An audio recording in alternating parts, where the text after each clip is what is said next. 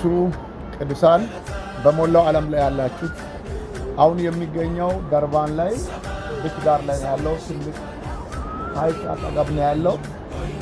አንድ መልእክት አለኝ። በእውነት እስቲ እዩት፣ ይሄንን ውሃ እዩት። ይሄ ውሃ ብዙ አገር አቋርጦ እስከዚህ መጥቷል።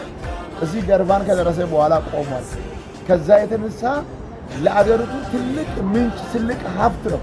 እዩት። አሁን የአገር ሰው ሁሉ ይዝናናል፣ ይኖራል። ጀልባ አለ፣ መርከቦች ውስጥ አሉ።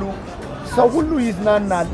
ወንዝ ዳር ላይ ብዙ ሰዎች ላይ ነበረና አይታችኋል። ይሄ ውሃ እግዚአብሔር ለደቡብ አፍሪካ በረከት አድርጎ ሰጠ። ብዙ ሰው ይዝናናል። ብዙ ሰው ለአገሪቱም ትልቅ ሀብት ነው። እግዚአብሔር ሊባርክ ሲፈልግ እንዲህ ያደርጋል። በበረከት ምክንያት የምትጨነቁ ሰዎች፣ የምትሰቃዩ ሰዎች እግዚአብሔር ሊባርክ ከፈለገ ከባዶ ሰዎች ከማይጠብቁበት መንደር ይባርካል። እናንተ ብቻ በእግዚአብሔር እመኑ። ሰማይና ምድር ፈጠረ ይህንን ውሃ ሁሉ ይኸውላችሁ ከየት ሀገር አቋርጦ እንዲመጣ መጥቶ ደግሞ እዚህ ደርሶ እንዲቆም የሚያደርግ ጌታ መከራይን ያቆማል፣ ችግርን ያቆማል፣ በረከትን ለአንተና ለዘር መንዘር ያደርጋል። በእግዚአብሔርና በእግዚአብሔር ብቻ እመኑ።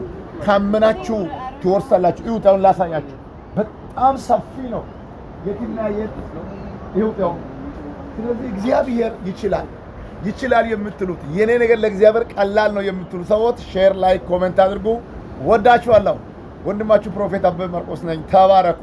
ቻው።